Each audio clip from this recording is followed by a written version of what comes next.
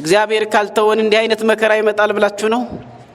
እንዲህ አይነት በዓለም ላይ የምናየው በሀገራችን ላይ የምናየው ሰቆቃ የምናየው ልቅሶ አይተንም ሰምተንም የማናውቃቸው አይምሮአችን ራሱ መቋቋም የማንችላቸውን ሰምተን መቋቋም የማንችላቸውን ነገሮች የምንሰማው አይተን መቋቋም የማንችላቸውን ከመሸከም በላይ ከኛ ሸክም በላይ የሆኑ ነገሮችን ማየት የማንችላቸውና መስማት የማንችላቸውን እየሰማን የምንገኘው እግዚአብሔር እንዴት አድርጎን ይሆን?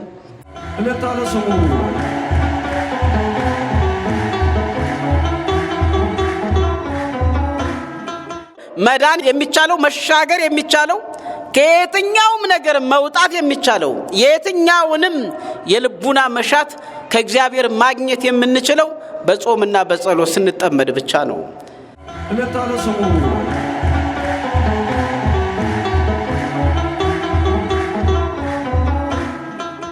በስመ አብ ወወልድ ወመንፈስ ቅዱስ አሐዱ አምላክ ቅዱስ ቅዱስ እግዚአብሔር አምላከ አማልክት ዘሃሎ ወይሄሉ ወትረ በሰማይ ወበምድር ዘወትር በሰማይና በምድር የሚኖር በዚህ አለ በዚያ የለም የማይሉት በሁሉም ምሉ የሆነ አምላካችን የአማልክት አምላክ የንጉሶች ንጉስ የጌቶች ጌታ በሰማያውያን ሰራዊት ሁልጊዜም ቅዱስ ቅዱስ ቅዱስ እየተባለ የሚመሰገን ዘመናችንን ባርኮ ለዚህ ዕለትና ሰዓት አድርሶናልና ስሙ ለዘላለም የከበረና የተመሰገነ ይሁን። እግዚአብሔር የተመሰገነ ይሁን። የእመቤታችን የቅድስት ድንግል ማርያም የሁሉም ቅዱሳን ረድኤትና በረከት በሁላችንም ላይ ይደርብን። በአብ አበው በወልድ ውሉደ እግዚአብሔር በመንፈስ ቅዱስ መንፈሳውያን የተሰኛችሁ የእግዚአብሔር ልጆች የቅዱሳን ወዳጆች ባሰባሰበንና በጠራን እስከዚህ ዕለትም ባደረሰን በሕያው እግዚአብሔር ፍጹም ሰላምታ እንደምን ዋላችሁ? እንደምን አመሻችሁ? እንደምን ቆያችሁ? አሜን። አምላካችን ልዑል እግዚአብሔር ሁሉን ማድረግ የሚችል በምህረቱና በቸርነቱ ይቅር እያለ እድሜ ለንስሐ ሰጥቶ ለዚህ ዕለትና ሰዓት አድርሶናልና በድጋሚ ክብርና ምስጋና ለእርሱ ይሁን። እግዚአብሔር አምላካችን እንደፈቀደ መጠን ዛሬ የምንነጋገርበት ምንባብ የሚገኘው መጽሐፈ ዕዝራ ምዕራፍ 8 ላይ ይገኛል። ከዚያ ውስጥ ቁጥር 15 እናነብና ርዕስ እናወጣለን። ወደ አሃዋም ወደሚፈስ ወንዝ ሰበሰብኋቸው፣ በዚያም 3 ቀን ሰፈርን። ሕዝቡንና ካህናቱን ስቆጥራቸው በዚያ ከሌዊ ልጆች ማንንም አላገኘሁም ይላል ቁጥር 15 ላይ። ከዚያ ቁጥር 15 ላይ የተሰራ ስራ እስከ 21 የተሰራ ስራ አለ። ይሄን ሲፈጽም እንደዚህ ይላል: በአምላካችን ፊት ራሳችንን እናዋርድ ዘንድ ከእርሱም የቀናውን መንገድ ለእኛና ለልጆቻችን ለንብረታችንም ሁሉ እንለምን ዘንድ በዚያ በአሃዋ ወንዝ አጠገብ ጾም አወጅኩ ይላል። ንባቡን ደግመዋለሁኝ። በአምላካችን ፊት ራሳችንን እናዋርድ ዘንድ ከእርሱም የቀናውን መንገድ ለእኛና ለልጆቻችን ለንብረታችንም ሁሉ እንለምን ዘንድ በዚያ በአሃዋ ወንዝ አጠገብ ጾም አወጅኩ ይላል። ምንባቡ ይሄ ነው። የምንቆይበት ርዕሳችን የሚሆነው በአሃዋ ወንዝ አጠገብ ጾም አወጅኩ በሚል ርዕስ ቆይታ እናደርጋለን። በአሃዋ ወንዝ አጠገብ ጾም አወጅኩ መጽሐፈ ዕዝራ ምዕራፍ 8 ቁጥር 21 ላይ የሚገኝ ቃል ነው። የትምህርታችን መሰረታዊ ዓላማ እግዚአብሔር ከየትኛውም ፈተና እንዲታደገን፣ እግዚአብሔር ስራችንን ሁሉ እንዲባርክልን፣ እግዚአብሔር ከየትኛውም ውጣ ወረድ እንዲታደገን ጾምና ጸሎትን የሥራችን መጀመሪያ ማድረግ እንደሚጠበቅብን ማስገንዘብና ማስረዳት ነው። ምንድነው ያለ? በአምላካችን ፊት ራሳችንን እናዋርድ ዘንድ ከእርሱም የቀናውን መንገድ ለእኛና ለልጆቻችን ለንብረታችንም ሁሉ እንለምን ዘንድ በዚያ በአሃዋ ወንዝ አጠገብ ጾም አወጅሁ ይላል። ምክንያቱ ይሄ ነው። እንግዲህ ይህንን አዋጅ ያወጀው እዝራ ነው። እንግዲህ እዝራ ነው።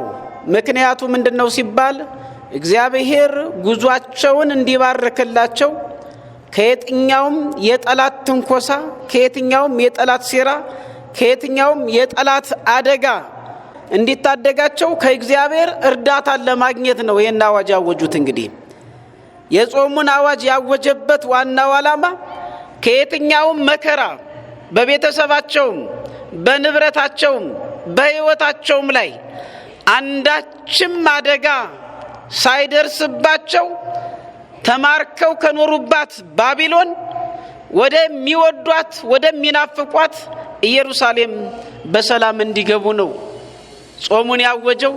በጾምና በጸሎት እግዚአብሔር አምላክን የጠየቀው ጉዟቸውን እንዲባርክላቸው 70 ዘመን ሙሉ ከ605 ዓመተ ዓለም እስከ 538 ወይም 537 ዓመተ ዓለም ለ70 ዓመታት ሙሉ እስራኤላውያን በባቢሎን ምርኮ ውስጥ ነበሩ። ባቢሎን ማናስ ሲባል በአሁኑ ሰዓት በኢራቅ ውስጥ ትገኛለች። ኢራቅ ደግሞ የት ትገኛለች ሲባል በምዕራብ እስያ የምትገኝ ሀገር ናት በጥንቷ በባቢሎን። ስለዚህ ከእስራኤል ወደ ባቢሎን ተማርከው ነበር። እስራኤላውያን ከኢየሩሳሌም ወደ ባቢሎን ተማርከው ነበር በናቡከደነጾር አማካኝነት። ማራኪ ውርስ ሆኖ ዋናው መነሻው ግን ኃጢአታቸው ስለበዛ፣ በደላቸው ስለበዛ እግዚአብሔርን ስለተውት እግዚአብሔርም ትቷቸው ነበር። ይሄን ነገር ማስታወስ አለብን። ይሄን ነገር ሁልጊዜ ማሰብ አለብን። በልባችን የጽላት ሰሌዳ ላይ መጻፍ አለብን። እግዚአብሔር ብዙ ጊዜ እድል ይሰጠናል። እግዚአብሔር ብዙ ጊዜ ይታገሰናል። ብዙ ጊዜ ምህረቱን ያበዛልናል። ብዙ ጊዜ ይቅር ይለናል። ይህን የሚያደርግበት ምክንያት ፈራጅነቱ ተስኖት ሳይሆን እኛን ከልክ በላይ ከማፍቀሩና በጾምና በጸሎት በንስሐ ወደሱ እንድንመለስ እንጂ እንዳንጠፋ ስለሚፈልግ ብቻ ነው። ተመልከቱ። ስለዚህ የእግዚአብሔርን ምህረት ልንጠቀምበት ያስፈልጋል። የእግዚአብሔርን ታጋሽነት፣ የእግዚአብሔርን ይቅርታ ልንጠቀምበት ያስፈልጋል። ሁልጊዜም በይቅርታው ልናሾፍ አይገባንም። ሁልጊዜም በይቅርታው ልንሳለቅ አይገባንም። ይቅርታውን ግን ምህረቱን ግን የንስሐ ጊዜውን ግን ልንጠቀምበት ያስፈልጋል። ስለዚህ በንስሐ ጊዜያቸው ስላልተጠቀሙ ደጋግመው እግዚአብሔርን ስለበደሉት እግዚአብሔርም ተዋቸው። እግዚአብሔር ካልተወን እንዲህ አይነት መከራ ይመጣል ብላችሁ ነው? እንዲህ አይነት በዓለም ላይ የምናየው በሀገራችን ላይ የምናየው ሰቆቃ፣ የምናየው ልቅሶ አይተንም ሰምተንም የማናውቃቸው አይምሮአችን ራሱ መቋቋም የማንችላቸውን ሰምተን መቋቋም የማንችላቸውን ነገሮች የምንሰማው አይተን መቋቋም የማንችላቸውን ከመሸከም በላይ ከኛ ሸክም በላይ የሆኑ ነገሮችን ማየት የማንችላቸውና መስማት የማንችላቸውን እየሰማን የምንገኘው እግዚአብሔር እንዴት አድርጎን ይሆን? ስለዚህ እስራኤላውያን አስቀየሙት። ሁልጊዜ መማማሪያ ታሪክ ናቸው። አስቀየሙት፣ ተዋቸው። ሲተዋቸው ባቢሎናውያን ማረኳቸው። ናቡከደነጾር ከነሰራዊቱ መጥቶ መቅደሱን ሁሉ አፈራርሶ እነሱን የማረከውን ማርኮ አደጋ የደረሰበትን አድርሶ የሚያቃጥለውን አቃጥሎ ሁሉን ነገር አድርጎ ወደ ባቢሎን ይዟቸው ሄደ። በባቢሎን ውስጥ ለ70 ዓመታት ሙሉ በምርኮ ቆዩ። ከዚህም በኋላ እግዚአብሔር አምላክ እንደገና መሐሪ ነውና መቼም ቢሆን ማየት ያለብን እግዚአብሔር መሐሪ ነው። እኛ ስንቶች መሐሪዎች እንሆን ይሆን? እኛ ስንቶች ይቅር ባዮች እንሆን ይሆን? እግዚአብሔርን የሚያህል ጌታ፣ እግዚአብሔርን የሚያህል አምላክ የኛን ኃጢአት የኛን በደል ሁልጊዜ ይታገሰናል፣ ሁልጊዜ ይቅር ይልናል። ወበከመ ይምህር አቡ ልዶ ከማው ይምህሮም እግዚአብሔር ለእለ ይፈርህዎ አባት ልጆቹን እንደሚምር እግዚአብሔር ልጆቹን ይቅር ይላል የሚፈሩትን ይቅር ይላል። ካዲያ ስንት ጊዜ ይቅርታ አድርጎልን ይሆን በህይወታችን? ስንት ጊዜስ የምህረቱን እጅ ዘርግቶልን ይሆን? ካዲያ ይሄን ይቅርታ እየተጠቀምንበት ነው ወይ? ወደ ንስሐ እየተመለስን ነው ወይ? ይቅርታውን አይተን እስኪ አሁን ስንቶቻችን ተጠቅመናል? ስንቶቻችን ለፍቅር እንነሳሳለን? ስንቶቻችን ለሰላም እንነሳሳለን? ስንቶቻችን ለእውነት እንቆማለን? አያችሁ እግዚአብሔር መሐሪ ነው።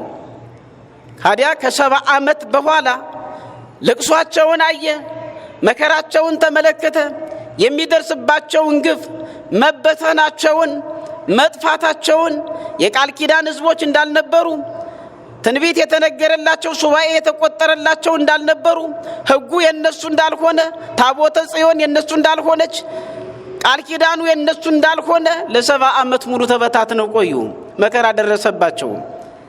ከዚህ በኋላ ግን ምንም እንኳን ቢያስቀይሙት አሁንም እግዚአብሔር መሐሪ ነውና እንደገና ይቅር አላቸው።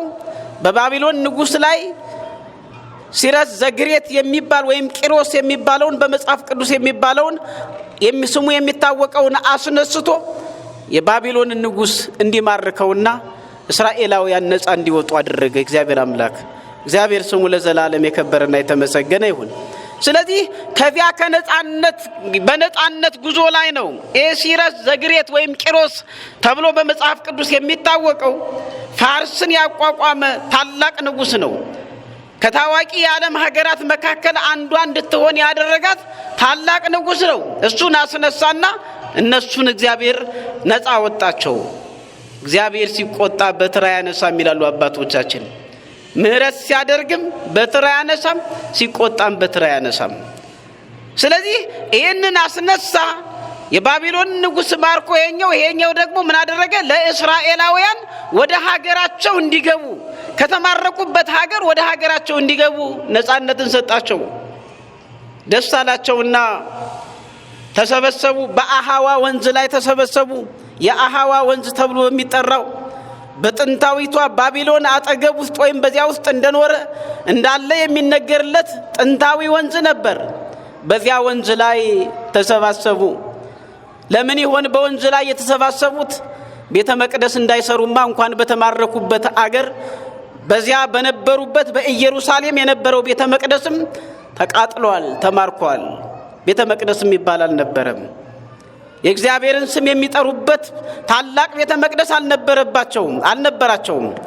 በዚህም ምክንያት ምኩራብ ታናናሽ ምኩራብ እየሰሩ ታናናሽ ድንኳን እየሰሩ በያሉበት አካባቢ እግዚአብሔርን ያመልኩ ነበረ፣ ይዘምሩ ነበረ።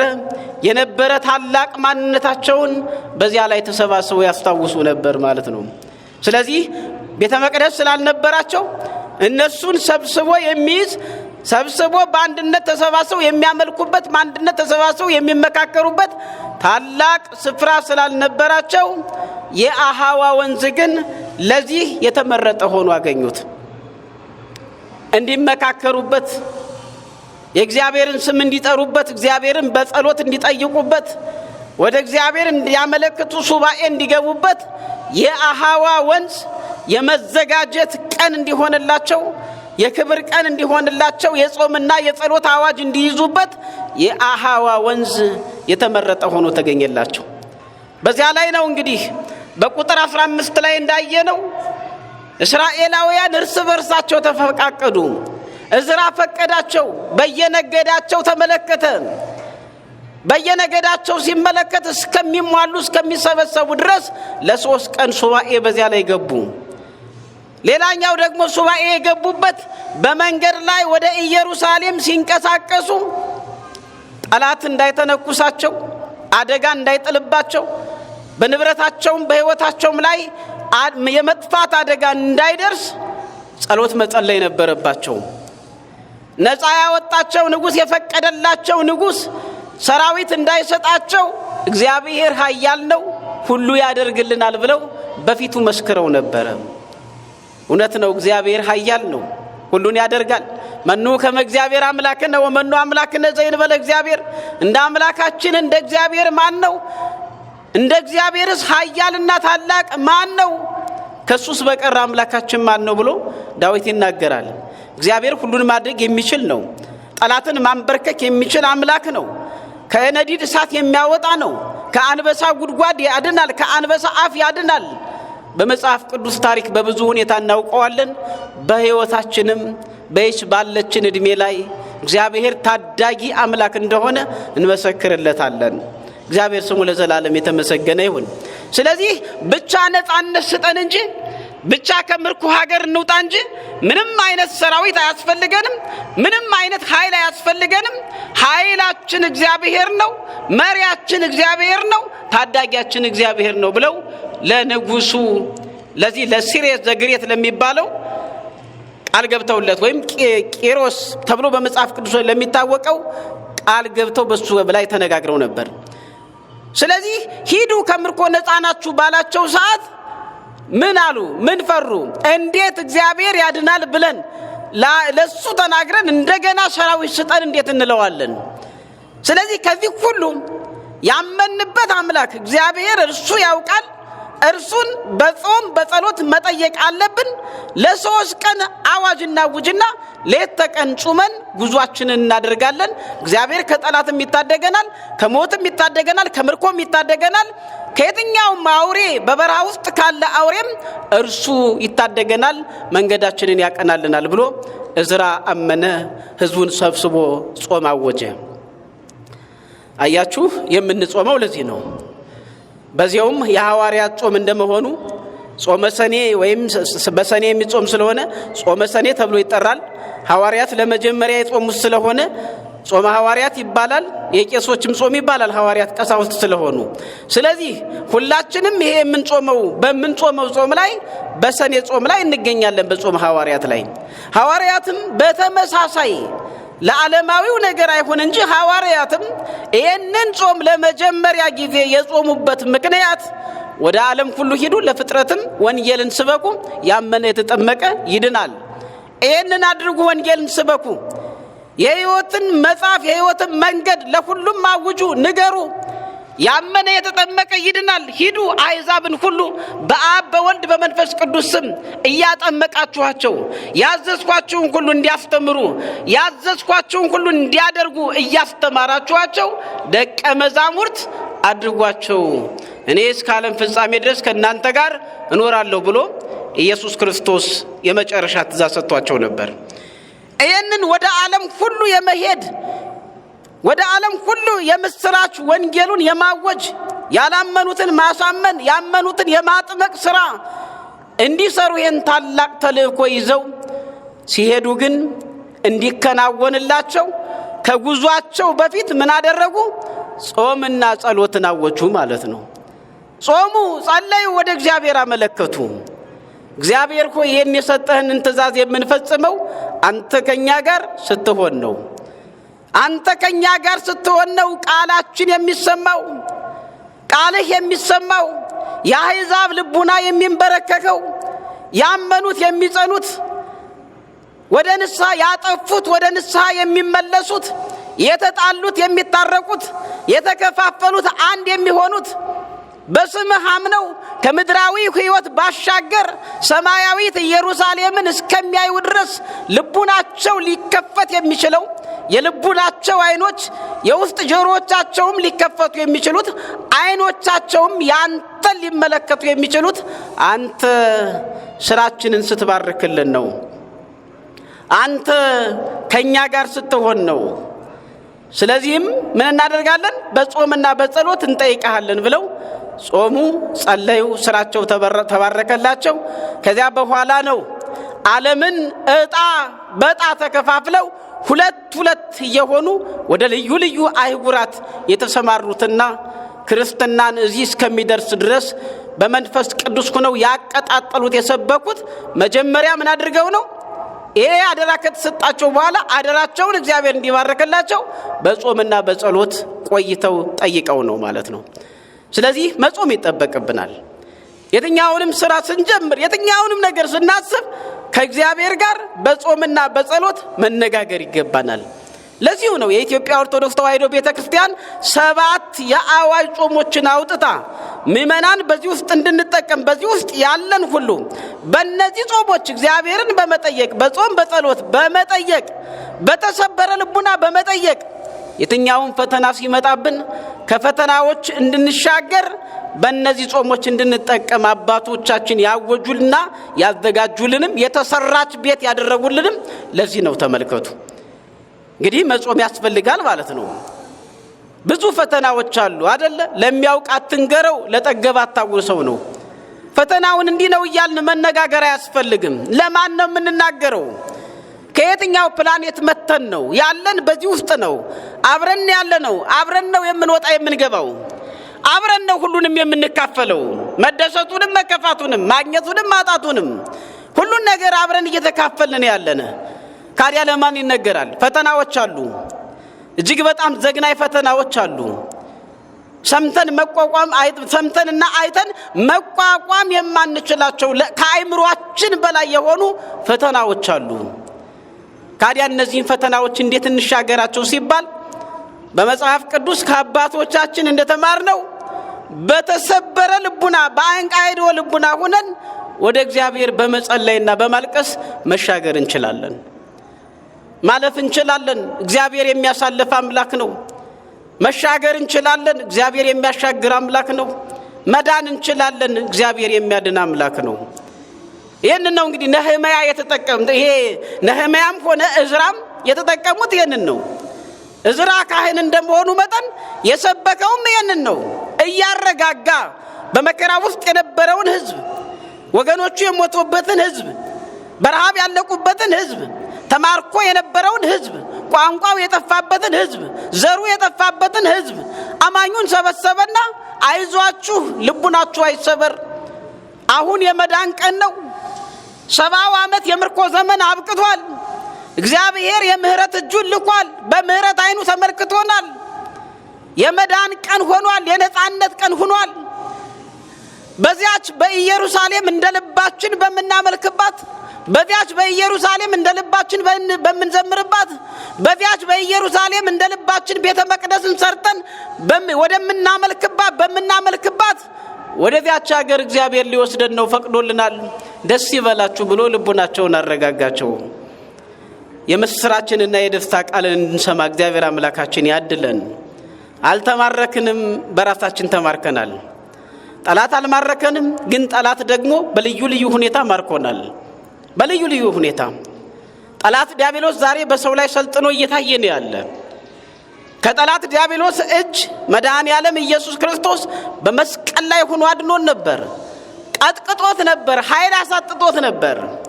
ኃይል ያጣውን ጠላት ዲያብሎስ እንደገና ግን እኛ ኃይል እየሰጠ ነው። እየተከፋፈል እየተጠላላል በብዙ ነገሮች እየተወጋገዝን እንደገና እያነገስ ነው እንገኛለን። ግን ጠላት ዲያብሎስ አቅም የለውም። ንስሐ ስንገባ ወዲያው ድል ይሆናል፣ ወዲያው ይማረካል። እግዚአብሔር አይጥለንም። ስሙ ለዘላለም የከበረና የተመሰገነ ይሁን። ስለዚህ ይህንን ነው እዝራ ያደረገው። ሰበሰባቸው፣ ሁሉንም በየነገዱ አወቀ፣ የሰሩትን ስህተት አረመ። 3 ቀን ሙሉ ጾሙ፣ ጸለዩ።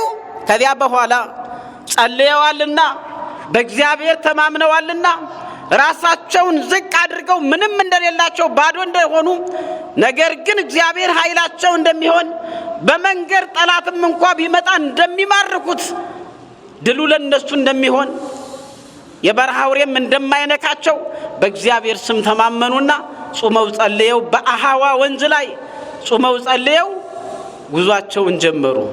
እኛ የምንጾምባቸው የምንጸልይባቸው ብዙ ቤተ ክርስቲያኖች አሉ። ሀገራችንም በጠላት አልተማረከችም። እኛ በክፋታችን ምክንያት በምንሰራው ሴራ እርስ በርስ ተከፋፈልን እንጂ በጠላት አልተማረከችም ሀገራችንም። ቤተ ክርስቲያኖች፣ ቤተ መቅደሶች አሉ። ይህን የመሰለ ካቴድራል አለ። የምንጸልይበት ጊዜ አለን። የምናመልክበት የምንዘምርበት ቦታ አለን። ሱባኤ የምንገባበት የምናለቅስበት ቦታ አለን። ሁሉ ነገር አለ። ግን ማን ነው ወደ ቤተ ክርስቲያን የሚገሰግስ ሲባል ከባድ ነገር ነው። ያላችሁትን ለመውቀስ አይደለም።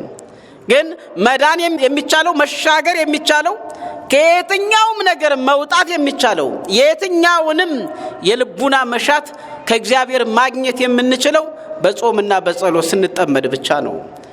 በተሰበረ ልብ ሆነን በእውነተኛ ፍቅር ሆነን ከሴራ ወጥተን እውነተኛ አምላኪዎች እውነተኛ ክርስቲያኖች ሆነን ወደ እግዚአብሔር ቀርበን በመጾምና በመጸለይ ብቻ ነው የትኛውንም ፈተና መሻገር የምንችለው። ስለዚህ ጸለዩ፣ ተጓዙ። ጉዟቸውን እግዚአብሔር አምላክ ባረከ። የትኛውም ነገር ኩሽ ሳይልባቸው ወደሚወዷት ሲናፍቋት ወደ ነበረች ኢየሩሳሌም ምንም እንኳን በጠላት ቤተ መቅደሷ ቢፈርስም ቤተ መቅደሷ መርትቢያ ሆኖ የነበረበት ቦታ እስከሚጠፋ ድረስ ባዶ ሆና ቢያገኟትም ታላቅ የነበረችዋ ከተማ ፈራርሳ እንዳልነበረች ሆና ቢያገኟትም ነገር ግን ያቺ የቃል ኪዳን መሬት ያቺ ከነዓን እንዳለች ጠበቀቻቸው። ወደዚያች ሲገቡ አምላካቸው እግዚአብሔርን በመስዋዕት አመሰገኑት፣ በዝማሬ አመሰገኑት። ወደ ሀገራቸው በክብር ለመግባት ቻሉ። እግዚአብሔር ስሙ ለዘላለም የከበረና የተመሰገነ ይሁን። ምናልባትም እዚህ ቀዝቃዛው አየር ባለበት ሁሉ በተመጣጠነበት ምንም ሳይጎልብን በሀገራችን ሆነን ስናየው የሰው ሀገር ተማርኮ መሄድ ቀላል ሊመስለን ይችላል። በሰው ሀገር መማረክ ብዙ ነገር አለው፣ ብዙ ፈተና አለው። ሃይማኖትን ያስጠፋል፣ ማንነትን ያስጠፋል፣ ቋንቋን ያስጠፋል፣ እንዲያው የምንለውን ሁሉ ያስጠፋል። የአየር ንብረቱ አስቸጋሪ ነው። በሰው ሀገር ምንም የሚገኝ ነገር የለም። ከዚያ ከ7 ዘመን የስቃይና የመከራ ዘመን በኋላ ወደ ሀገራቸው ወደ ኢየሩሳሌም በሰላም መግባት ቻሉ። ከዚህ በኋላ እግዚአብሔርን ልዩ ልዩ መስዋዕቶችን አቅርበው እግዚአብሔር አምላካቸውን ማመስገን ቻሉ። እግዚአብሔር ከፈተናዎች ሁሉ ወጥተን እርሱን በአንድነት ሆነን በዝማሬ እንድናመሰግነው የእርሱ መልካም ፈቃድ ይሆንልን። መጾም አለብን። አያችሁ፣ መጀመሪያ ልቡናችን ይሰበር። መታገስ እኮ ያስፈልጋል። ያለንበት ዓለም እኮ በፈተና የወደቀ ዓለም ነው። ካዲያ ልዩ ልዩ ፈተናዎች ይደርሳሉ። በተጠንቀቅ የምንኖርበት ቢሆንም ፈተናዎች አሉ። ፈተናዎች በውስጥም በውጭም ያጋጥማሉ። በፈተና ማለፍ ነው። በፈተና እለፉ፣ ፈተናውን እለፉ ነው እንጂ ተባል ፈተና ያጋጥማችሁም አልተባልንም። ተመልከቱ፣ እስከ መጨረሻው ድረስ የሚጸና የሕይወትን አክሊል አቀዳጀዋለሁ። የሕይወት እስከ መጨረሻው ድረስ የጸናኩን የሕይወትን አክሊል አቀዳጃለሁ ብሎ ነው የተቀመጠው። ብዙ ፈተና ይመጣል፣ በውስጥም በውጭም፣ በእኛ መካከልም ከኛ ውጭም ልዩ ልዩ ፈተናዎች ይፈጠራሉ። ታዲያ እነዚህን ፈተናዎች ማለፍ የምንችለው ፍጹም በተሰበረ ልብ ሆነን በጾምና በጸሎት በመመካከር በልቅሶ በዋይታ በሐዘን ሆነን ወደ እግዚአብሔር በማመልከት ፈተናዎችን መሻገር እንችላለን እንጂ ፈተና የለም ማለት አይደለም። እንጂ ፈተና ለምን ይደርሳል ማለት አይደለም። ያለነው በምድር ነው፣ በገነት ውስጥ አይደለም ያለነው። ወይንም ደግሞ ከመላእክት ጋራ ማህበራችን የመላእክት ማህበር አይደለም። ስህተት የማይሰራበት አይደለም፣ ስህተት ይሰራል ያለነው። ግን እነዚህን ማለፍ የምንችለው በይቅርታ በተሰበረ ልብ በንስሐ ሆነን በጾምና በጸሎት በማመልከት ነው። ስለዚህ ሁልጊዜም እንጸልይ፣ ሁልጊዜም ወደ እግዚአብሔር እንማጠን፣ ሁልጊዜም በተሰበረ ልብ በንስሐ እንመለስ፣ ሁልጊዜም ይቅር እንባባል። ይህ የሁልጊዜ የአቋም መግለጫችን ክርስቲያናዊ የአቋም መግለጫ መሆን አለበት። እግዚአብሔር አምላክ ስሙ ለዘላለም የከበረና የተመሰገነ ይሁን። በአሃዋ ወንዝ አጠገብ ጾም አወጁ። መጽሐፈ ዕዝራ ምዕራፍ 8 ቁጥር 21 ያስተማረን የመከረን የሰራዊት ጌታ አምላካችን ልዑል እግዚአብሔር ስሙ ለዘላለም የከበረና የተመሰገነ ይሁን። ወስብሐት ለእግዚአብሔር። ይቆያል።